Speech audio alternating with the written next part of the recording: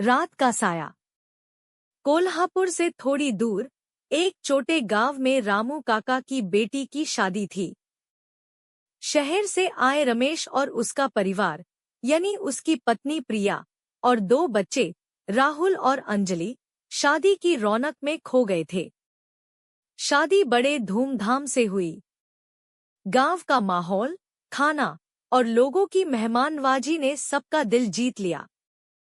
सुबह से लेकर देर रात तक सभी नाच गाने और खाने पीने में लगे रहे। देर रात लगभग 12 बजे के आसपास रमेश ने वापस कोल्हापुर निकलने का फैसला किया। प्रिया ने समझाया कि इतनी रात गए निकलना ठीक नहीं, पर रमेश ने कहा कि सुबह बच्चों का स्कूल है और जल्दी पहुंचना जरूरी है। रामू काका ने भी रुकने की बहुत मिन्नतें की, पर रमेश नहीं मना। उन्होंने अपनी स्कॉर्पियो में सामान रखा और सबको बैठाया। गांव की कच्चे रास्ते से निकलकर वे हाईवे पार आ गए। रात गहरी थी और चांद की रोशनी भी धुंधली थी। सड़क के दोनों ओरे घने पेड़ थे, जिनके बीच से हवा के गुजरने की सारसार की आवाज आ रही थी। राहुल और अंजलि पिछली सीट पर जल्दी हाई सो गए। प्रिया भी थोड़ी देर में उनके कंधे पर सर रखकर ऊँघने लगी। रमेश अकेला गाड़ी चला रहा था। रेडियो पर धीमा संगीत बज रहा था। कुछ देर बाद रमेश को लगा जैसे उसकी गाड़ी के पीछे कोई चल रहा है। उसने रियरव्यू मिरर में देखा, पर कुछ दिखा नहीं। उसने सोचा शायद नींद का असर है। उसने स्पीड बढ़ा दी, पर थोड़ी ही देर में उसे फिर वही एहसास हुआ। इस बार उसने धीरे से साइड मिरर में देखा। उसकी सांसें अटक गई। एक लंबा, पतला, काला साया उनकी गाड़ी के पीछे तेजी से दौड़ रहा था।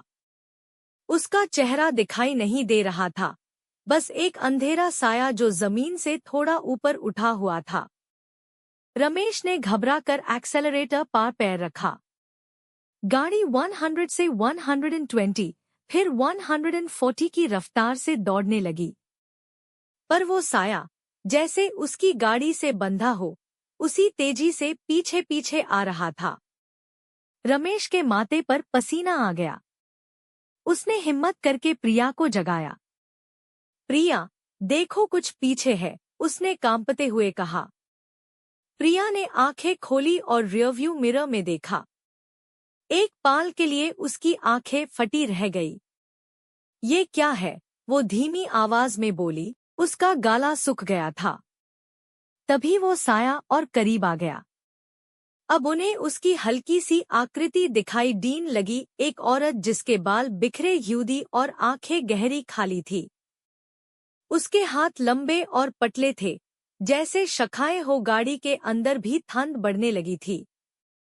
अंजलि और राहुल नींद में ही बर्ब्यूरेन लगे।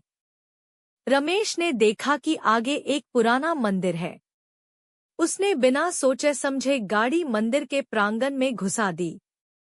जैसे ही उनकी गाड़ी मंदिर के गेट के अंदर आई, वो साया मंदिर के बाहर ही थम गया। वो मंदिर की बाउंड्री के बाहर खड़ा था, जलती हुई आंखों से उन्हें लो रहा था। उसकी आकृति धीरे धीरे धुंधली होने लगी और फिर वो हवा में घुल गया। रमेश और प्रिया मंदिर में उतरे। उन्होंने मंदिर के पुजारी को आवाज दी, जो अपनी कुटिया से बाहर आए। उन्होंने सारी घटना सुनाई। पुजारी ने मुस्कुराकर कहा, ये देवी माँ का प्रभाव है। इस जगह की एक रक्षिका है जो बुरे सायों को यहाँ से दूर रखती है। आप लोग सुरक्षित हैं। पूरी रात यही मंदिर में विश्राम करें और सुबह सूरज निकलने पर हाय यहाँ से जाए। रमेश और प्रिया ने मंदिर में रात बिताई। सुबह सूरज की पहली किरण के साथ उन्होंने पुजारी का धन्यवाद किया और निकल पड़े।